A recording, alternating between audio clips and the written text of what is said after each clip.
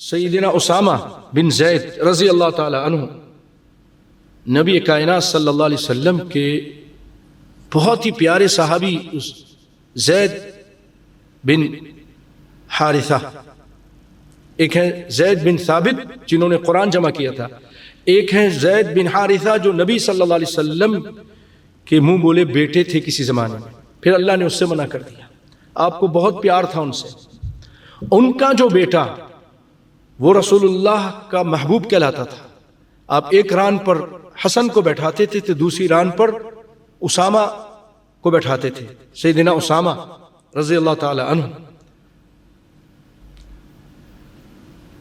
اس کے باوجود، اتنا پیار ہونے کے باوجود، ایک مرتبہ جب آپ نے ان کو ایک جنگ میں بھیجا، اس جنگ میں ایک کافر مسلمانوں کو بہت نقصان پہنچا رہا تھا، تاک تاک کے مار رہا تھا، تو انہوں نے کہا کہ ہم اس سے نمٹتے ہیں۔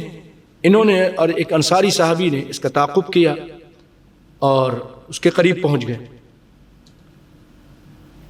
جیسے ہی تلوار اٹھائی تو اس نے یا کلمہ پڑھا یا اس طرح کے کچھ الفاظ کہے جس سے اسلام لانے کی بات ہوتی ہے۔ انصاری صحابی کہتے ہیں میں رک گیا۔ سیدنا اسامہ بن زید آگے بڑھ کر اس کو قتل کر دیتے ہیں، کہتے ہیں اس نے بہت نقصان پہنچایا۔ کائنات کے امام فخر الانبیاء محمد مصطفیٰ صلی اللہ علیہ وسلم تک جب بات پہنچتی ہے، آپ صلی اللہ علیہ وسلم فرماتے ہیں اسامہ تم نے قتل کر دیا اس کو کہ اس نے کلمہ پڑھ لیا تھا پھر بھی قتل کر دیا؟ کہا اللہ کے رسول اس نے کلمہ منہ سے پڑھا تھا، دل سے نہیں پڑھا تھا۔ اے اسامہ کیا تم نے دل چیر کے دیکھ لیا تھا کہ اس نے منہ سے پڑھا ہے کہ دل سے پڑھا ہے؟ ہمیں دل ٹٹولنے کے لیے اللہ نے حکم نہیں دیا۔ ظاہری طور پہ جو کلمہ پڑھ لے مسلمان ہے، اس کا خون ہمارے پر حرام ہے۔ پھر آپ صلی اللہ علیہ وسلم بار بار یہ بات کہہ رہے تھے۔ اسامہ کہتے ہیں کہ کاش میں آج مسلمان ہوتا، اس سے پہلے مسلمان ہی نہ ہوتا کہ مجھ سے یہ گناہ ہو گیا۔ آپ بار بار دوہرا رہے تھے اسامہ کل قیامت کے دن تم کیا کرو گے جب وہ اپنا خون لے کر آئے گا؟ بھائیو یہ شخص کافر، مسلمانوں کو نقصان پہنچانے والا، صرف ابھی کلمہ پڑھا ہے اور نبی کائنات صلی اللہ علیہ وسلم اس کا دفاع کر رہے ہیں کہ اسامہ کل تمہارا کیا جواب ہوگا۔ ان لوگوں کو جواب سوچنا چاہیے کہ مسلمانوں کی بستیوں کی بستی اجاڑ کے رکھ دی، قتل کر کے رکھ دی۔ بھائیو یہ معمولی چیز نہیں ہے۔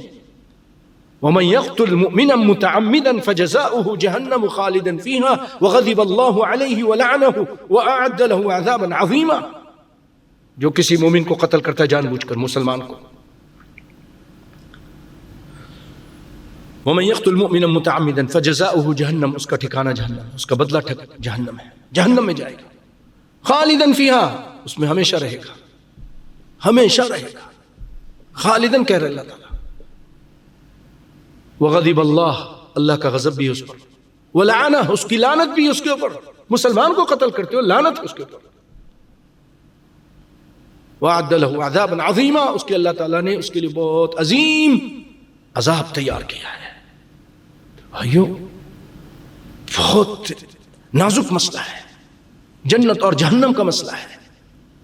اس لیے صحابہ کرام تو اتنا ڈرتے تھے کہ اپنی جب فتنے کے موقع آیا، جب دیکھا فتنہ پھیل رہا، اپنی تلواریں توڑ دیں اور گوشہ نشین ہو گئے، کہیں گاؤں میں چلے گئے، کہیں پہاڑوں پہ چلے گئے۔ مسلمان اس کا خون اتنا اہم ہے، کائنات کے امام نے ایک موقع پہ فرمایا تھا اے کعبہ شریف، اے بیت اللہ، تیری بڑی حرمت ہے، تیری حرمت بہت زیادہ ہے، لیکن تجھ سے بڑھ کر ایک مسلمان کے خون کی حرمت ہے، ایک مسلمان کی حرمت۔